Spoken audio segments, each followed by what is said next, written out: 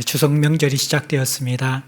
아마 고향의 가족들과 함께 계신 분들도 있을 텐데 하나님께 주시는 은혜와 평강이 넘치는 한가위 명절이 되었으면 좋겠습니다. 우리 조상들이 또 우리 어르신들이 더도 말고 덜도 말고 한가위만 같아라 그런 말씀을 많이 하셨는데 그만큼 풍족하고 또 이때보다 좋은 때가 없다라는 의미인 것 같습니다. 저희들이 이제 한가위를 맞아도 추석 명절을 맞아도 이전과 같은 기쁨이나 또 여유나 풍요로움을 잘 못 느끼는 것 같습니다. 또 코로나 상황이기도 하고 우리 삶에 이런저런 살아가면서 참 복잡한 문제들과 어려움들이 늘 우리를 둘러싸고 있기 때문입니다. 개인적인 어려움들도 참 많이 있지요. 경제적이고 또 육체적으로 질병의 문제들, 자녀의 문제들, 학업의 문제들, 진로의 문제들, 또 노후의 문제들, 생각하면 할수록 우리를 둘러싼 문제가 만만치 않습니다. 저희 공동체도 어떻게 보면 큰 두 가지 과제를 가지고 있죠. 코로나 가운데 어떻게 성도들이 건강한 영적 생활을 할 수 있을 것인가 늘 고민하는 목양의 과제이고요. 또 저희들은 또 학교를 사용하다가 코로나로 말미암아 이후에 학교에 나와서 새로운 예배 공간을 마련해야 되는 그러한 큰 과제들을 안고 있습니다. 그런데 이 문제라는 것이 꼭 나쁜 것만은 아닌 것 같아요. 왜냐하면 그것을 어떻게 다루느냐에 따라서 문제는 우리를 굉장히 성숙하고 또 건강하게 빚어주는 기회가 되기도 하기 때문입니다. 그래서 참 우리에게 다가오는 문제가 참 쉽지는 않아요. 그게 많이 눌려 있고 해답을 찾지 못해서 헤맬 때가 많이 있지만 우리가 지혜를 하나님의 말씀 속에서 또 기도하면서 지혜를 구할 때 우리에게 다가온 문제들이 그동안 우리가 볼 수 없었던 또 보아야 했던 또 우리가 더 건강하게 회복해야 될 그 많은 부분들을 일깨워주면서 자라게 하는 거예요. 사실 문제가 없으면 우리는 잘 돌아보지 않잖아요. 또 우리의 깊은 것을 돌아보고 또 우리가 정말 살펴야 될 필요들을 잘 살피지 않기 때문에 이 문제 속에서 하나님의 뜻이 이루어졌으면 좋겠습니다. 바울은 어떻게 보면 이 복음을 받았는데 엄청난 문제가 쏟아져 나오는 한 교회를 지금 서신으로 목양하고 있지요. 그리고 이 고린도 교회의 시급한 분열의 문제를 1장부터 4장까지 다루고 우리가 1장, 2장을 이미 살펴보았습니다. 1, 2장은 바울이 이 분열에 대해서 근원적인 원리들을 좀 중심으로 처방책을 내렸습니다. 큰 두 가지 원리가 너희들의 이 분열은 세상이 들어온 것이다. 교회는 하나님의 지혜가 통치해야 되는 것인데 세상의 지혜의 영향이 훨씬 큰 것 같다.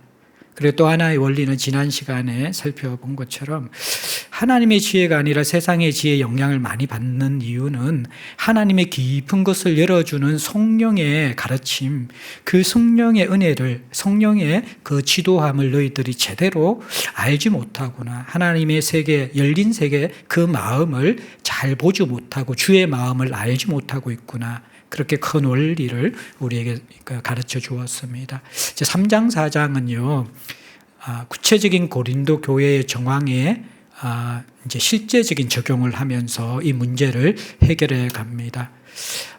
1절부터 9절까지 오늘 다룰 텐데 크게 두 가지예요. 이 분열의 문제를 실제적으로 해결하기 위해서 두 가지를 너희들이 분별해야 하는데 하나는 여러분들의 영적 상태를 정직하게 직면하고 분별해야 한다.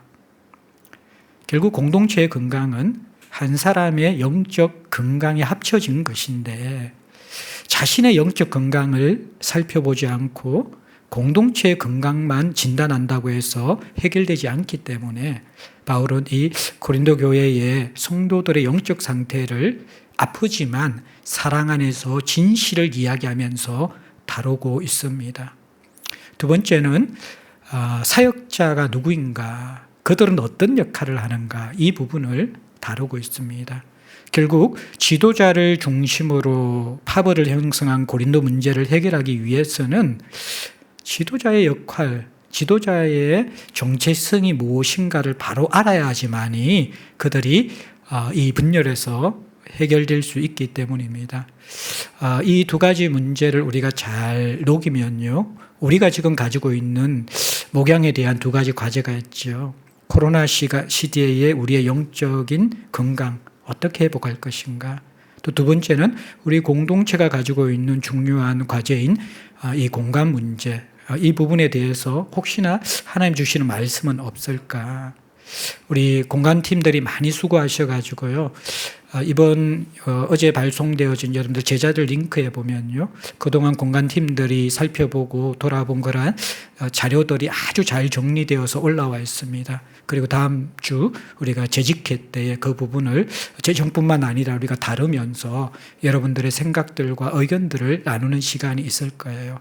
하지만 이러한 실제적인 것을 다루는 것도 중요한데, 또 오늘 성경의 원리를 통하여서 그것을 다루는 우리의 자세들과 마음들도 아마 교훈받지 않을까, 그렇게 이 말씀을 통해서 기대해 봅니다. 먼저 1절에서 4절까지 첫 번째 바울의 처방입니다. 자신의 영적 상태를 분별하라라고 가르치고 있습니다. 형제들아, 내가 신령한 자들 대함과 같이, 1절이 그렇게 시작하죠. 바울이 어떤 이 바람이 있어요. 어떤 바람이 있냐 그러면, 이들을 좀 성숙한 자들처럼 대하고 어른의 수준에서의 영적 교제를 하고 싶은 그런 바람이 있었어요. 우리가 2장에서도 다루었거든요.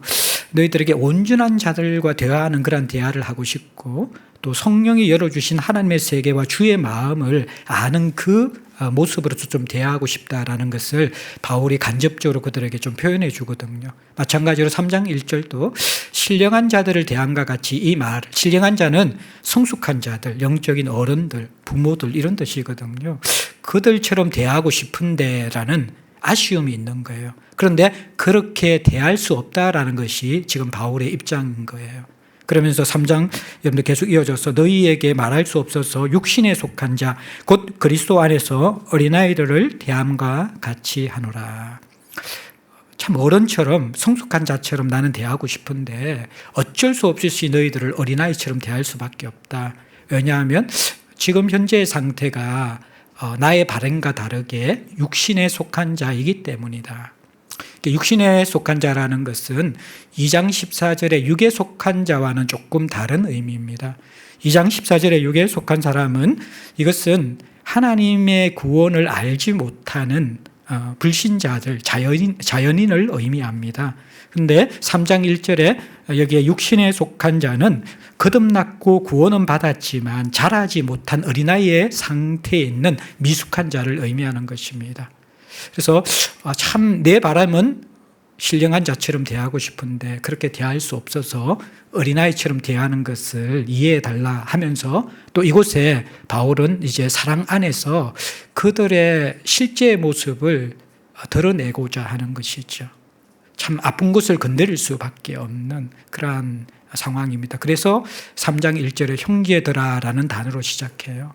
형제들아라는 단어는 바울이 주제를 바꿀 때에 흔히 사용하는 단어이기도 하지만, 여기에서는 어떻게 보면 이들이 문제가 많고 또 잘하지 않는 것에 대한 안타까움과 또 가슴 아픔이 있죠. 근데 흔히 그러면 우리는 분노할 수 있고 짜증낼 수 있고 부정적인 감정을 가지고 이 문제를 다룰 수 있는데, 그렇지 않고 형제들아라는 그들의 약함과 허물보다 여전히 그리스도 안에 연결되어 있고 그리스도가 그들을 붙잡고 자라게 하시는 그러한 가운데 있는 자들이라는 믿음과 소망을 가지고 있는 것이죠. 그러면서 또 형제들아라는 것은 이제 사랑 안에서 너희들의 영적 상태에 대한 진실을 말할 것인데, 이 아픈 것을 덜쳐내는 것은 비난이나 공격이 아니라 정말 여러분들의 영적인 부분들이 회복되고 치유되기를 원하는 마음이다라는 그러한 바울의 숨은 마음이 표현되어 있는 게 형제들아입니다. 그러면서 이제 이 고린도 교인들의 영적 상태가 두 가지로 이야기하고 있는데, 바울이 하나는 너희들의 영적 상태의 첫 번째 문제는 모순되어 있다라는 거예요. 그리고 두 번째는 자라지 않는 유치한 상태에 계속 머물러 있다라는 거예요. 이게 이제 고린도 교인들의 직면해야 될 아픈 영적인 현실입니다. 모순되었다라는 것은 바울이 신령한 자들처럼 대하고 싶다라고 이야기하잖아요. 그러면 고린도 교인들은 그렇게 대하면 되지라고 생각했을 거예요. 왜냐 그러면 스스로가 나는 성숙했고 신령한 자라고 그들은 믿고 있었거든요. 그 근거로서 그들은 많은 은사들을 가지고 있었습니다. 그리고 또 그들 나름대로의 지혜를 많이 소유하고 있었다고 스스로 믿고 있었습니다. 방언의 은사, 예언의 은사, 병 고치는 은사, 이런 수많은 은사들이 고린도 교회에 드러나고 있었기 때문에 그 드러나는 은사들을 보면서 우리는 대단하구나, 하나님께 많은 것을 받았구나 라고 생각하면서 신령한 자들이라고 스스로 착각하고 있었던 것이죠. 근데 바울은 그 모순을 깨트립니다. 너희들의 생각과 삶이 모순되어 있다는 거예요. 드러나는 것이 모순되어 있다는 거예요. 두 가지에서 그 증거가 드러나는데 2절에 보면요, 너희들은 아직도 젖을 먹고 있다는 거예요. 이 2절에 보면 내가 너희를 젖으로 먹이고 밥으로 아니하였노니 이는 너희가 감당하지 못하였음이거니와 지금도 못하리라. 처음에 젖을 먹였고 이제는 밥을 먹어야 될 때인데도 지금도 밥을 너희들이 소화 못 시키기 때문에 젖을 먹일 수밖에 없다라는 것이죠.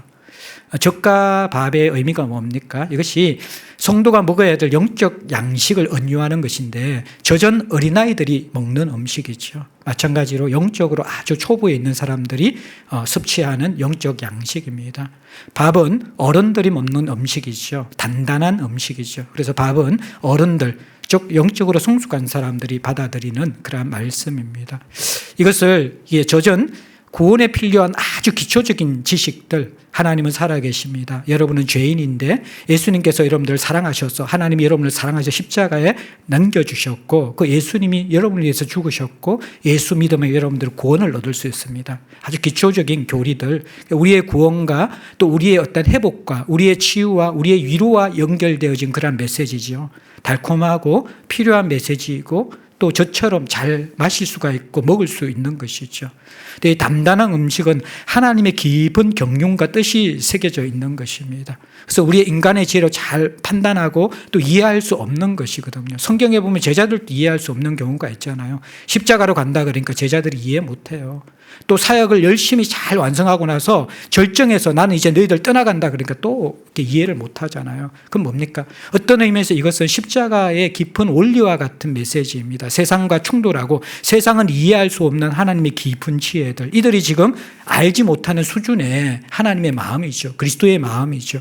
그러니까 이 수준까지의 메시지들, 이것을 소화할 수준은 아니라는 것입니다. 이들이. 그래서 첫 번째 모순된 정거가 너희들은 신령한 자라고 생각하지만 착각이다. 먹는 것이 밥밖에 없다. 밥이 아니라 죽이라는 것이요. 저지라는 것이죠. 너희들은 그런 단단한 음식, 자기 희생과 십자가의 원리에 대한 것들, 이러한 것들을 이해 못한다. 하나님의 마음을 모른다라는 것이죠. 그들은 어린아이가 자기 중심적인 것처럼 자기 중심적인 필요한 그 메시지와 그 말씀은 쪽쪽 먹을 수 있는 그러한 이 식욕은 있지만 그것을 뛰어넘는 그러한 하나님 나라의 원리와 십자가의 복음까지 들어가서 하향적인 삶을 사고 자기를 깨트리는 메시지, 그것을 잘 감당하지 못한다. 그것은 하나님의 깊은 마음속에 있는 그리스도의 마음이고 주의 마음인데 그것을 알았다면 너희들은 밥을 먹은 사람이라는 거예요. 그런데 그것을 모른다는 것은 그 깊은 경륜의 메시지를 모르는 사람이다. 그렇게 첫 번째 증거를 대어주는 거예요. 두 번째로 이들이 모순되었다는 것은 어린아이의 특징들은 시기심이 많아요. 그죠? 그리고 또 경쟁합니다. 다툽니다. 예. 근데 이게 이제 이들의 치명적인 또 생각과 다른 어린아이라는 증거를 분명하게 드러내는 것이죠. 그래서 시기와 분쟁이 있는 것을 볼 때에 또 너희들이 아직까지 젖만 먹고 있는 것을 볼 때에 밥을 소화하지 못하는 것을 볼 때에 미안하지만 너희들은 착각하고 있다. 너희들이 생각하는 것과 실제 너희의 모습은 모순되어져 있다. 먹는 것을 봐도 그렇고 사는 것을 봐도 그렇다라고 바울이 정확하게 진단을 해주는 것입니다. 그러면서 이제 모순된 그들의 모습을 드러낸 다음에 시기와 분쟁, 3절, 4절에 시기와 분쟁에 빠져있는 모습은 사실은 그것은 굉장히 자라지 못하는 유치한 모습이다라고 하면서 그들의 있는 모습들, 어쩌면 전곡을 찌르면서 자극하고 있는 것이 바울이 이 고린도 교인들에게 행하는 목회적 처방입니다. 3절에 보면 너희는 아직도 육신에 속한 자들아. 아직도라는 단어가 정말 이들이 자라지 못하고 있다는 안타까움을 드러내죠. 너희 가운데 시기와 분쟁이 있으니 어찌 육신에 속하여 사람을 따라 행함이 아니려라고 이야기합니다. 그리고 이제 그 사람 따라 행하는 모습이 4절에 보면 어떤 이는 말하되 나는 바울에게라 하고 다른 이는 나는 아볼로에게라 하니 너희가 육신의 사람이 아니려. 그러면서 이들의 실체들을 까발려서 정확하게 보여주는 것이죠. 시기라는 것은 헬라어로 젤로스라는 단어입니다. 그래서 여러분들 여기 보면 젤롯 당이라는 게 예수님 당시에 로마에게 저항했던 그런 혁명단체였거든요. 그게 젤롯이라는 것이 시기라는 단어가 더 근원적인 뜻은 열정이라는 거예요. 끌어오른다라는 뜻이에요. 그러니까 열정과 끌어오르는 그런 뜨거움들이 있는 것이 이것이 여러분들 이 시기입니다. 그래서 이 시기라는 것은 어떤 측면에서는 잘 다루면 건강한 것입니다. 우리의 성장과 자라감의 동력이 될 수 있는 것이 시기인데 이 시기가 여러분들 저것과 이게 우리의 재성과 연결되게 될 때에 굉장히 이게 위험해지는 것이죠. 이 시기심이 재성과 연결되어지면 자기중심이 되거든요. 자기중심이 되어지면 그 안에 우리가 어떤 생각이 계속 또아리를 트냐 그러면 나는 어떤 수준에 올라가려는 열망들이 시기심이 이게 열정이에요. 그리고 또 어떤 사람에게 인정받으려는 욕망이 이게 어떻게 보면 시기 뜨거운 열정이죠. 근데 이것이 내가 가장 우선적으로 또 내가 더 뛰어나게 성취를 하고 인정받아야 된다라는 그런 기준으로 자기중심적으로 자리 잡게 되어지면서 이것이 계속 우리를 괴롭히고 관계를 깨트리는 시기심으로 자리 잡게 된다라는 거예요. 언제 우리가 시기심을 느낍니까? 다른 사람보다 다른 사람이 나보다 더 잘되고 좋은 평가를 받을 때 우리는 시기심을 가집니다. 목회자들은 아마 설교에 대해서 가장 예민할 거예요. 그렇죠? 그러니까 내 설교보다 다른 목회자들의 설교를 더 은혜받고 좋아하고 그러면 시기심이 일어나겠죠. 공부하는 친구들, 공부에 열심히 있는 분들은 또 나보다 더 공부 잘하는 사람, 외모에 관심 있는 사람, 나보다 더 잘생긴 사람, 예쁜 사람, 직장에서는 나보다 더 능력이 있고 실적이 있고 진급이 빠른 사람들, 다 우리는 어떠한 그러한 부분에 대해서 시기심들을 가지게 되는 것이죠. 그것이 이제 드러나서 비슷한 마음과 정서를 가진 사람들이 모이면 파벌이 되어집니다. 그 파벌이 되어서 시기심이 겉으로 드러나는 것이 바로 분쟁으로 이어지는 것이죠. 그게 여러분들 직장에서도 생기고 또 우리가 살아가는 모든 사회 속에서 또 심지어는 교회 속에도 생길 수 있는 것이 분쟁이라는 것입니다. 이게 이제 고린도 교인들의 영적 상태거든요. 모순되어 있고 시기와 질투 가운데 있는 유치한 상황이다. 그래서 이제 이들의 제가 이 말씀을 묵상하면서 참 잘하지 않는 두 가지 이유, 여기에서 좀 이제 제가 유추해 보면서 두 가지 이유를 좀 생각해 봤는데, 하나는 시기심을 조금 더 쉽게 이야기하면 섭섭함이거든요. 섭섭함. 이게 교회 오래 다니신 분들이나 부흥 강사들은 그런 말 하더라고요. 교회에서 가장 잘 걸리는 전염병이 섭섭병이라는 거예요. 이게 한번 훅 지나가면요, 이게 우리 마음에 시기심이 확 들어오게 되어지면요, 일 잘하던 사람도 나가 떨어져 버리고요, 이게 참 어려워지는 거예요. 이게 섭섭병이라는 거지. 근데 섭섭병은 왜 걸리는지 아십니까? 3절에 그 핵심적인 정곡이 있거든요. 3절 가만히 보세요. 이들의 문제는요, 어찌 육신에 속하여, 자, 육신에 속하여 어린아이의 중요한 특징이, 영적 어린아이의 특징이 사람을 따라 행함이 아니려. 예. 그러니까 우리가 사람을 본을 받아야 되죠. 그죠? 그러나, 우리가 조금 자라나게 되면 사람의 목양을 뛰어넘어서 하나님의 목양으로 빨리 들어가야 된다고 말씀드렸죠. 지난 시간도 제가 코로나 시대에 사람 인간의 목양을 뛰어넘어서 성령의 목양으로 들어가야 된다고 이야기했는데, 이 섭섭병은 이게 사람의 영향을 너무 많이 받고 있는 것이죠. 하나님의 말씀, 하나님의 지도에 대해서 우리 자신을 돌아보고 우리 동기를 살펴보고 또 우리 자신을 계속해서 우리의 육가정을 십자가에 못 박으면서 다루어 가야 되는데, 하나님의 말씀의 다루심과 하나님의 목양은 거의 받지 않는 거예요. 그러면서 사람의 목양을 통해서 사람의 칭찬이나 사람의 비난에 의해서 내 신앙의 건강과 또 내 신앙의 아픔이 다 좌지우지 되어져 버리는 거예요. 그럼 그 결과로 또 드러나는 게 섭섭병이고, 그 섭섭병과 비슷한 그런 정서들이 함께 뭉치게 되어질 때에 파벌이 되어지고 분쟁이 되어지고 어떤 그러한 것들이 교회 안에서 일어나는 어려움일 수 있겠다, 그런 생각이 듭니다. 분열의 가장 큰 단추는요, 사람을 따르는 신앙의 습관들을 우리가 버리지 못하는 것입니다. 그 신앙 습관들을 우리가 버리지 못하고 어느 정도 시간이 지나면 우리가 나를 깨트리고 하나님 앞에 연결되어서 그분께서 이끄시는 그 경륜 가운데 빚어져야 되는데, 십자가 속에서 우리가 다루어져야 되는데, 그건 참 우리가 싫어하고 힘들어하거든요. 그러면서 이게 신앙의 가장 큰 것이 외식, 섭섭함, 이게 다 똑같은 것인데 사람 중심의 신앙생활에서 나오는 여러 가지 이게 병든 열매들이거든요. 이 열매들 없을 수는 없어요. 사람인 이상 완전히 없을 수는 없어요. 결국 우리는 사람도 의식하고 신앙을 생활을 할 수밖에 없는 자들임을 인정은 해야 돼요. 그러나 그것에 전적으로 지배받는 것은 조심해야 된다라는 거예요. 조금씩 우리가 자라가고 사람의 어떠한 시선이나 칭찬이나 비난의 영향보다는 하나님의 그 말씀과 하나님의 주의 마음을 알아서 그렇게 신앙생활 하는 단계로 자꾸 올라가야지 우리가 조금씩 흔들림이 조금씩 줄어들 수 있는 것이지요. 조금씩 줄어들면서 우리가 자라갈 수 있는 것입니다. 사랑하는 성도 여러분들, 우리 코로나 상황 가운데 우리 영적 상태 잘 들어봐요. 문제가 드러나잖아요. 우리가 일상에서 누렸던 선물들을 많이 좀 누리지 못합니다. 영파라는 공간도 누리지 못하고요.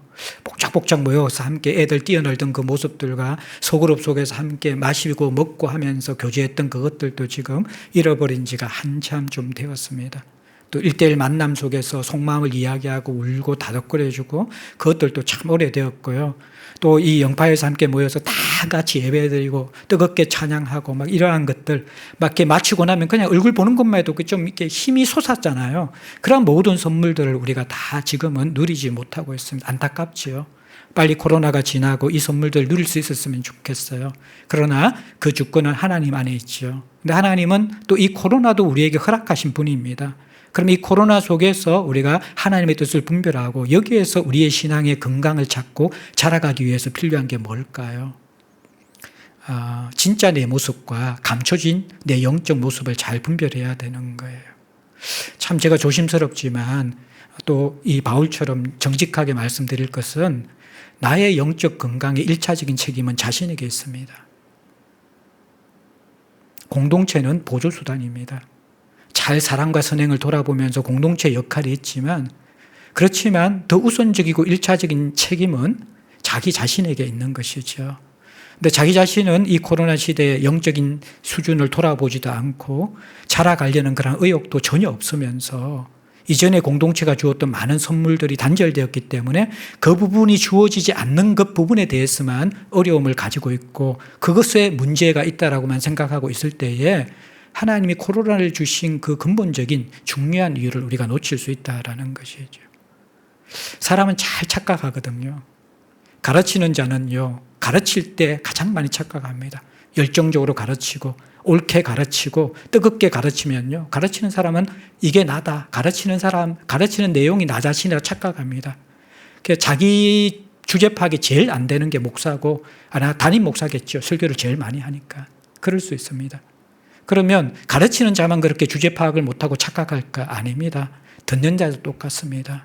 듣는 자도요, 예배 때 자기가 뭔가 은혜 받았어, 좋은 말씀이야, 그걸 분별할 수 있고 들었고 은혜 받았으면 내가 그 수준의 신앙생활인지 압니다. 그런데 그것이 자신이 아닐 수 있거든요. 공동체의 분위기일 수 있고 메시지에 어떤 주어졌던 메시지의 감동일 수도 있고 그것이 자기의 딱 신앙하고 100% 맞아떨어지는 게 아닐 수 있거든요. 우리가 많이 착각하고 살아가요.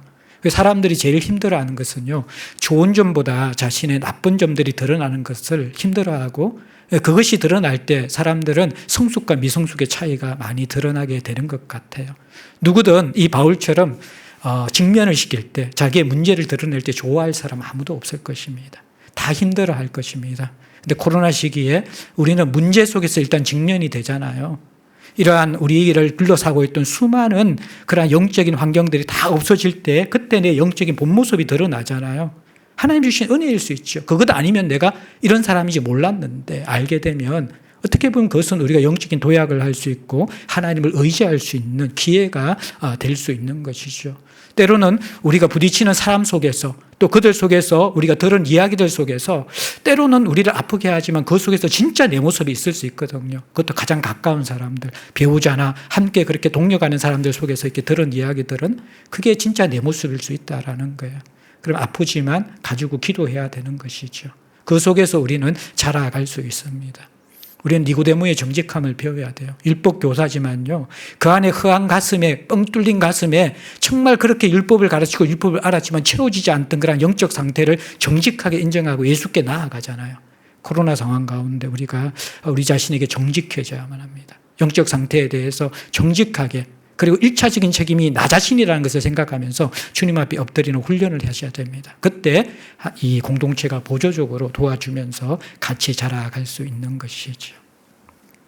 두 번째 우리가 살펴볼 것들은 이제 사역자의 정체성과 역할에 대한 문제입니다.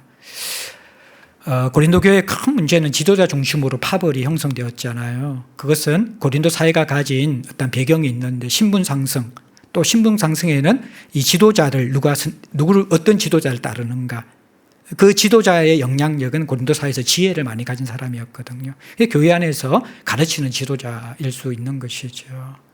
그러면서 이 가르칠 수 있는 지도, 또 하나의 이제 고린도의 배경은 후견인 제도라는 게 있어요. 후견인은 가족이 아닌데 마치 자신의 가족처럼 어떤 이게 능력이 있고 또 지위가 있고 부함이 있는 사람이 그 사람에게 자기가 가진 모든 것들을 가족처럼 나누어 주는 것, 이것이 이제 후견인 제도였다고 그래요. 로마 사회의 흔한 제도였고 고린도 사회도 흔했다고 그럽니다. 그래서 이 후견이라는 것은 뭡니까? 누군가가 나를 지지하거나 또는 내가 아주 이렇게 명망이 있는 유명한 사람의 어떤 속해 있다고 그러면요, 이 후견이의 것이 자신의 영예와 영광으로 연결되거든요. 이게 정치에서 많이 드러나잖아요. 요즘 우리가 대선을 이제 후보들이 보면요, 자신의 정치적 칼날을 따라가지고 또 자신을 추종하는 사람들의 그런 정치적 칼날을 따라가지고 자꾸 어딘가 가잖아요. 어디 갑니까? 김대중 대통령 묘소로 가든지, 노무현 대통령 묘소로 가든지, 박정희 대통령 묘소로 가잖아요. 그 뭡니까? 이 사람들이 돌아가신 분들이지만 굉장히 영향력을 미치는 사람들이잖아요. 그러니까 그 사람의 어떤 라인이고 그 사람의 계보에 있고 그 사람들의 적자라고 하면 사람들은 그러면서 그 영향력을 그 사람과 함께 연결시켜 주잖아요.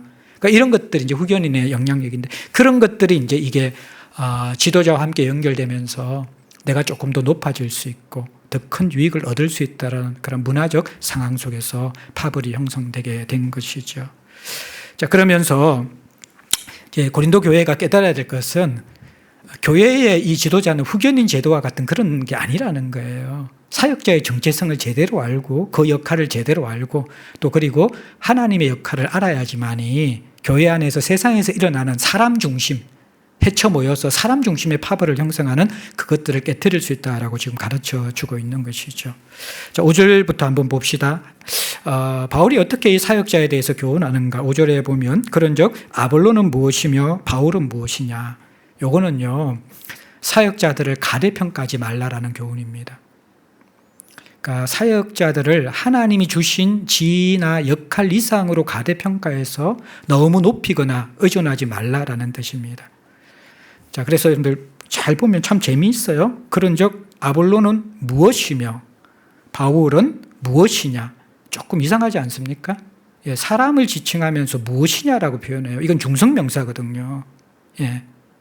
사람을 하면 바울은 누구이고 아볼로는 누구이냐 이렇게 질문해야 되잖아요. 바울이 의도적으로 물건처럼 취급하는 거예요. 무엇이냐. 이것은 이 지도자들을 너무 높여서 가대평가하는 사람들에게 안 된다는 거예요. 그것은 교회에서 하나님께서 지도자를 세우신 위치가 아니라는 거예요. 우스운 말로요, 천주교는 교황이 한 명이 있고요, 개신교는 큰 교회마다 교황이 다 있다고 이야기합니다. 종교개혁을 한 개신교가요, 어떻게 보면 카리스마적 리더십으로 크게 성장시킨 대형교회 목사님들은요, 본인의 성향도 있고 교인들도 그런 리더십을 행하기를 원합니다. 교황적 리더십을. 그러니까 하나님 기뻐하시는 게 아니라는 거예요. 무엇이냐? 너희들이 누구이냐고 하죠. 너희들이 무엇이냐라고 이야기하는 거예요. 거기에 있을 위치가 아니라는 거예요. 교회의 유일한 참된 지도자는 한 분밖에 없어요. 그죠? 예. 하나님의 그 영향력과 리더십에 사람이 올라가서는 안 되는 거예요. 교회 안에서. 그러니까 바울이 누구이냐? 아니에요. 바울이 무엇이냐? 아볼로가 무엇이냐? 너희들 그렇게 사람의 영향을 많이 받아? 그거 하나님 원하신 거 아니라는 거예요. 두 번째 이제 바울이 또 이제 뭘 하냐 그러면요. 5절 후반절에 그들은 주께서 각각 주신 대로 너희로 하여금 믿게 한 사역자들이니라. 나는 심었고 아볼로는 물을 주었으되. 자, 요거는요. 사역자들을 가소평가하는 부류들을 향한 또 따가운 질책입니다. 어떤 질책이냐 그러면요. 사역자들을 교회에 무슨 사역자가 필요 없어. 이제 많이 제사장 때이고 사역자 없어도 교회는 잘 돌아가. 라고 생각하면서 너나 나나 다 n분의 1이다 라고 생각하는 그러한 어떤 사역자 자체의 어떤 그러한 하나님이 주신 리더십과 권위에 대해서 그렇게 인정하고 싶지 않는 가소평가하는 사람들도 또 있거든요. 그 사람들 향해서 뭐라 그러냐 그러면요. 5절의 후반절에 보면 주께서 그들에게 주신 게 있어요. 은사를 주셨어요. 왜 주셨냐 그러면요. 성도들로 하여금 믿음을 가지고 자라도록 은사를 주셨다라는 거예요. 굉장히 중요한 일들을 하는 사람들이란 거예요. 그 중요한 일이 하나님 주신 은사가 사역자들마다 조금 달라요. 바울은 씨앗을 심는 것이고 아볼로는 물을 주는 것이었어요. 그죠? 근데 이것이 농사에서 중요해요, 중요하지 않아요? 여러 일들이 있지만 씨앗을 심고 물을 주는 것만큼 농사에 중요한 일이 없지요. 그죠? 그러니까 이 중요한 일이 다 똑같은, 하나님 보시기엔 다 똑같은 일이지만 그러나 교회의 기초를 놓는다는 의미 속에서 기초가 없이 그 위에 쌓아지지 않잖아요. 이 사역자들은 교회의 기초와 마지막 방향에 대해서 큰 그림을 그리는, 시작과 끝에 대해서 하나님과 함께 동행하면서 그 부분들에 대해서 사역을 하는 사람들이기 때문에 이 부분에 대해서 중요한 역할을 하는 것은 인정하라는 거예요. 그것조차도 똑같은 역할이라고 생각하면 이것은 또 너무 가소평가하는 것이다. 이렇게 바울이 가르쳐 주는 것입니다. 그러면서 이제 세 번째로 사역자들을 비교하지 말라라는 거예요. 여러분들 8절에 보세요. 심는 이와 물지는 이는 한 가지이나라고 합니다. 한 가지라는 뜻이 뭡니까? 동일하다라는 거예요. 이것은 그들의 어떠한 이 사역의 가치도 동일하고요. 목적도 동일하다는 의미. 이게 한 가지라는 것이거든요. 예. 보면 은사에 따라 다르잖아요. 바울은 개척자였잖아요. 고린도 교회 18개월 동안 복음을 전하면서 개척한 자였죠. 그죠? 예. 근데 아볼로는 그 다음에 바울이 떠난 다음에 와서 물을 준 자였잖아요. 예. 또 아볼로는 또 이제 굉장히 언변과 수사하게 능한 그런 사람이었고, 바울은 글은 또 능한데 말하는 건 좀 이렇게 서툰 그런 사람이었고, 각자 은사가 다르고 역할이 달랐거든요. 근데 비교하지 말라라는 거예요. 한 가지의 목적을 가진 사람이다. 5절에 보면 각각 가진 은사로 너희들에게 믿음을 주기 위한 것이고 자라기 위한 것이다. 그러니까 이들은 경쟁자가 아니라는 거예요.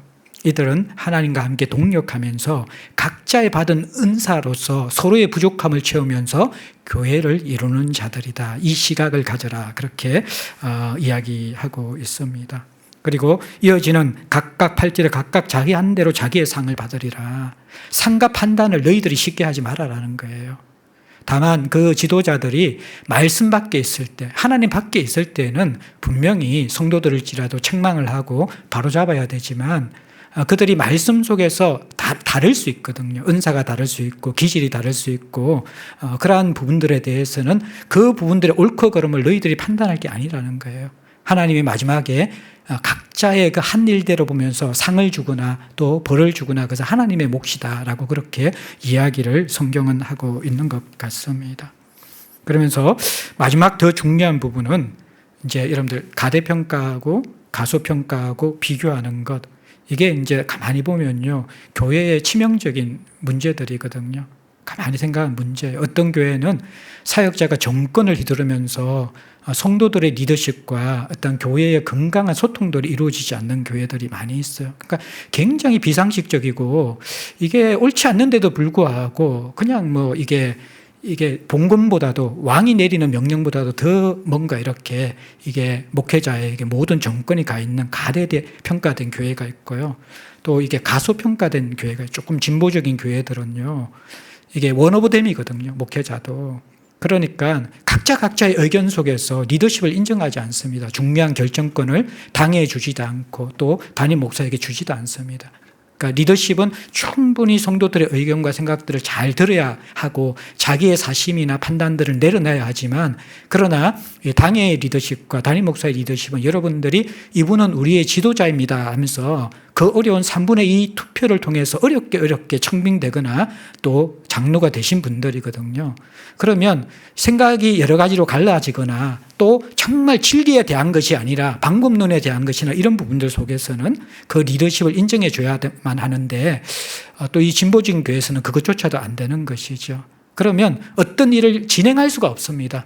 하나하나 다 모든 의견들이 다 갈라지기 때문에 아무것도 하지 못하는 그런 진보적인 교회가 엄청나게 많은 것을 봅니다. 이건 또 이게 지도자를 세워놓고 리더십을 인정하지 않고 가소평가하게 되어질 때에 결국에는 우리가 다 이게 건강한 평가를 하기 위해서 너무 구조가 크고 모든 의사를 우리가 다 들을 수 없기 때문에 대표적으로 당회를 세웠는데 그 당회를 세우고 또 모든 의사를 전체가 다 결정하게 되어지면 아무것도 안 되는 거죠. 여기에서 조심하기 위해서는 소통은 충분히 해야만 합니다. 그렇지만 결정에 대한 권한들은 리더십에 잘 신뢰함으로 이어질 때, 넘겨줄 때, 왜냐하면 우리가 투표해서 뽑은 분들이니까 당원들이. 그럴 때 교회가 이것이 또 건강한 리더십이 세워지는 것이죠. 또 설령 그분들이 조금 실수나 잘못된 걸 하더라도 하나님이 또 교회는 만들어 가시고 또 세워갈 수 있다라는 하나님보다 이 사역자보다 더 위에 있는 지도자보다 더 위에 있는 하나님에 대한 신뢰들도 우리가 함께 가지고 있어야 되는 것이죠. 그래서 우리가 이제 이게 비교하는 것을 정말 조심해야 됩니다. 비교하는 것을. 그러니까 같은 동시대에 장로님들이나 교육자들 비교하는 것도 참 조심해야 돼요. 우리가. 사람마다 성향이 다르고 은사가 다 다른데 그것을 비교하는 것 조심해야 되고 또 이제 이게 또 교회들이 오랜 역사를 가지면 그 리더십들이 계속 바뀌잖아요. 바뀌게 되어질 때 어떤 사람은 바울처럼 씨뿌리고 어떤 사람은 이 바울처럼 글은 잘 쓰는데 말이 둔한 사람이 있고 또 어떤 사람은 또 언변은 굉장히 좋은데 또 다른 것이 약한 사람이 있고 사람마다 100% 완벽한 사람은 없거든요. 근데 하나님은 큰 마스터 플랜을 가지고 그 지도자들의 은사를 사용하시면서 그 교회는 유기체잖아요. 그 유기체이기 때문에 그때그때 필요한 필요를 통해서 목사를 주실 수도 있고 장로를 주실 수도 있고 또 다른 세신자를 우리 교회에 또 공동체에 주게 하셔서 그분들의 은사를 통해서 교회를 고르게 하고 합력하여 선을 이루며 세워가게 할 수 있다는 거예요. 그런적인 측면에서 우리가 이 비교보다도 다름 속에서 하나님이 어떻게 일하신가를 보는 눈이 있어야 된다는 거예요. 이제 그게 뭐냐 그러면 결국에는 사역자, 우리 사람과 하나님의 사역의 차이들을 잘 구분해야 된다는 거예요. 6절, 7절, 9절에 보면요. 자, 6절에 보면요. 나는 심었고 아볼로는 물을 주었으되 오직 하나님은 자라나게 하셨으니 오직 하나님은 자라나게 하셨으니 이걸 또 보충하는 게 7절이에요. 그런즉 심는 이나 물 주는 이는 아무것도 아니로되 오직 자라게 하시는 이는 하나님뿐이니라. 자 보시죠. 예. 결국 지금 뭘 가르치려고 하고 있습니까? 이렇게 동사 여러분들 이게 문법을 보면요. 아볼로와 바울이 하는 그 사역의 동사는요. 부정가고 완료 시제로 사용되어 있습니다. 과거에 있잖아요. 어떤 일을 하고 나서 이미 끝난 상태입니다. 그런데 하나님이 오직 하나님이 자라게 하신다라는 이 자라게 한다라는 단어는요. 미완료형입니다. 하나님은 과거, 현재, 미래까지 계속해서 일하고 계신다라는 거예요. 이 그림 속에서 우리가 인간 사역자와 진짜 목양자인 하나님의 역할을 잘 구분해야 되는 거예요. 교회의 큰 어려움은요. 사람마다 자기가 선호하는 목회관 또 교회론이 있습니다. 근데 자기와 맞는 교회론과 목회관 때문에 또 성도들은 교회를 옮기거나 그 담임 목사 중심으로 모일 수가 있습니다. 근데 그 담임 목사님 또 계속해서 바뀌고 하잖아요. 근데 조금씩 다릅니다. 우리 교회도 보면 일대 김스택 목사님은 정말 뜨거운 복음과 전도, 그죠? 그리고 하나님의 사랑, 공동체, 그런 어떻게 보면 적처럼 우리에게 꼭 필요한 아주 진한 영양분들을 우리에게 많이 주셨던 그런 정말 우리에게 필요한 그런 복음 중심의 메시지를 잘 주셨던 분이고요. 그 다음에 이대 하정보 목사님 오셔가지고 이분은 좀 우리가 너무 좋은 것을 많이 누렸기 때문에 이제 좀 영적 전사가 되어서 좀 야성을 가지고 광야에 가가지고 좀 다른 교회도 섬기고 선교도 나가면서 제발 자기 위한 삶을 살지 않고 좀 흩어져서 또 특별히 하 목사님 오시면서 우리 교회가 선교에 굉장히 많은 또 재정과 이런 것들을 투자했잖아요. 그러면서 지원하고 지금도 우리가 협력하고 있잖아요. 제가 와서 이제 저의 은사는 그냥 저는 보통 사람 서민이고 저는 또 일상과 또 선교단체에서 경건의 훈련 이런 것들을 많이 또 했고 또 양육 제자 훈련 이런 것이 이제 제게 익숙하기 때문에 1대 목사님이 기초를 놓으셨구나. 2대 목사님이 이 기초와 함께 교회가 궁극적으로 나아가야 될 선교 지향적인 교회에 대한 큰 그림을 그려주셨구나. 그러면 처음과 끝을 1, 2대 목사님 다 했으면 나는 뭘 할까 기도하면서 온 게 나는 그럼 이 속을 채우자. 공예배의 풍성함을 누리는데 개인의 경건도 있으면 더 좋겠다. 그래서 개인 예배와 공예배가 순환되면 얼마나 우리 교회가 건강할까. 정말 예배에 목숨을 걸고 주일 막 안 오면 그 목사님들이 2대 목사님은 애 죽을 지경 아니면 얻고서 교회 오라고 그렇게 이야기했다 그러더라고요. 그러니까 주일 예배, 공예배 굉장히 중요하죠. 하나님 앞에 생명 걸고 최고의 가치는 하나님께 최상의 예배를 드려야 되니까. 근데 나는 그것도 중요하지만 하나님은 일상도 살라고 했다. 우리의 예배 공간은 주일이라는 시간과 예배당이라는 공간에 한정된 것이 아니라 하나님이 온 우주의 주인인 것처럼 일상 전체가 우리가 예배해야 된다. 그래서 저는 또 이제 일상에 많은 하나님 나라를 많이 강조하면서 가정과 이런 것들을 강조하다 보니까 조금 많이 다른 느낌들이 드는 거죠. 1대 목사님께 익숙하면 2대 목사님이 좀 다르고 2대 목사님 익숙하면 또 3대가 다르고 다 이렇게 흘러가는 거예요.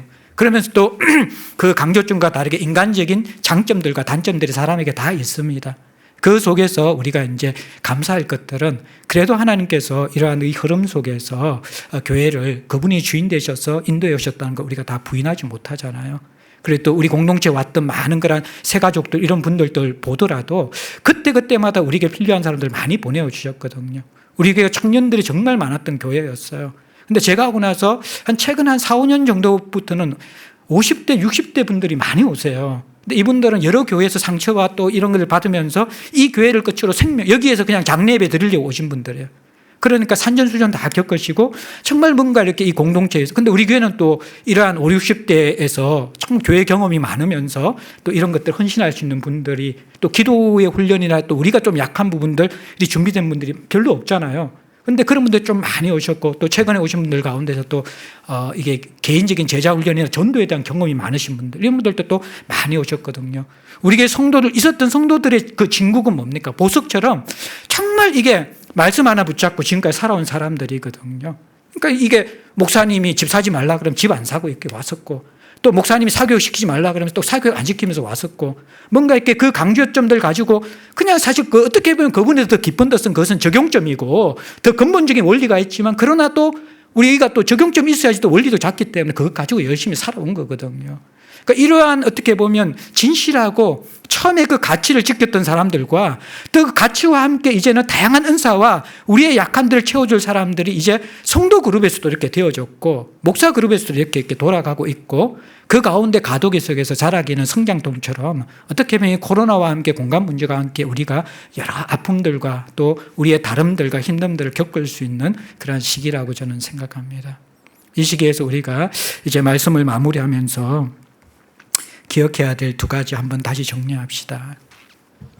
우리에게 주어진 큰 문제들 잘 해결하면 정말 하나님이 주신 은혜의 기회가 될 수 있습니다. 코로나 상황, 공동체가 이 코로나의 목양의 역할들을 더 찾아야만 할 것입니다. 그러나 공동체라는 게 결국에는 내 옆에 있는 사람들입니다. 똑같이 코로나를 겪고 있고 그 짐을 지면서 함께 살아가는 사람들입니다. 그러면 함께 노력해야 되죠. 공동체도 함께 목양에 대한 짐을 어떻게 질까 고민해야 되지만 결국 1차적인 것은 자기 영성의 1차 책임은 나 자신이라는 거예요. 이 코로나는 우리의 깊은 민낯을 다 올려 보여줍니다. 용기 있게 직면해야 되죠. 그러면서 은혜를 구하면서 니고데모처럼 다시 한번 예수 앞에 나가고 사람을 뛰어넘어 이제 성령의 목양으로 빨리 들어가면서 우리가 지어져 갈 때에 그 목양을 받고 다시 우리가 서로를 만날 때 정말 잘하고 성숙한 모습으로 교회를 이루지 않을까요? 또 하나 이 공간의 문제를 보면서요, 좀 큰 그림을 가졌으면 좋겠어요. 사람도 그렇고 공간도 그렇고요. 결국 우리가 사람 중심의 생각을 하게 되어지면요, 어떤 한 지도자의 목회관이나 그 가치가 전체가 되어지면 다른 것들은 그 밑에 들어가야 되거든요. 절대로 교회는 그럴 수가 없어요. 교회는 하나님의 것이잖아요. 모든 지도자의 역할은 부분적인 것입니다. 하나님의 큰 마스터 플랜 가운데서 왜 하나님이 이런 분을 주셨고 이런 분을 주고 이런 분을 주셨고, 그래서 그 가치들은 우리가 잘 이해하면 합니다. 하지만 그분들도 인간의 연약함과 강점과 장점이 있기 때문에 그런 것들은 또 잘 다루어내야 되고 또 이렇게 자라가야 되는 것이죠. 이 공간은요, 그동안의 교회론과 그동안의 어떤 영향을 받았던 모든 지도자에 대한 영향들, 이런 것들이 다 수면 위로 올라올 수 있는 시간들입니다. 잘 다루어야 되죠. 그 모든 것들을 어디에 기준점을 두고 보느냐에 따라서 너무 감사한 하나님의 그림이 그려질 수도 있고요. 또 굉장히 큰 아픔과 위기나 불안과 두려움을 가질 수도 있을 것입니다. 여러분들 어떻게 이 문제를 바라볼까? 바울의 이 처방들을 우리가 잘 생각하면서 코로나를 이겨나가야 되고 공간의 이전들을 우리가 다루어 가야 될 것입니다. 사역자의 정체성, 역할, 성도의 역할, 하나님의 역할 잘 분별해야 될 때이고, 모든 것을 내려놓고 하나님의 큰 그림 속에서 우리가 이 문제를 하나씩 다루어가서 정말 우리가 코로나 이후에 또 인도해 주신 공간 속에서는 우리가 자랐구나. 우리가 주님의 마음을 좀 알게 되었구나 라는 그러한 고백들을 함께 할 수 있었으면 좋겠습니다. 함께 마음으로 드리는 기도의 시간을 잠시 가지도록 하겠습니다. 이제는 들어 주